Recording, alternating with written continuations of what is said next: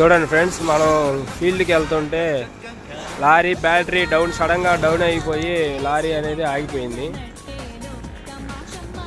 మనం వేరే బ్యాటరీ పెట్టి సెల్ఫ్ కొట్టడానికి అని చెప్పేసి ఆల్టర్నేటివ్గా బ్యాటరీ అయితే తెచ్చాము. ఇక బ్యాటరీ పెట్టి స్టార్ట్ చేస్తున్నాము.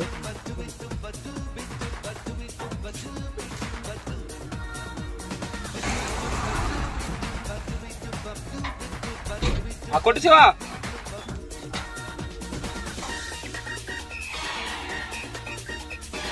కొట్టు.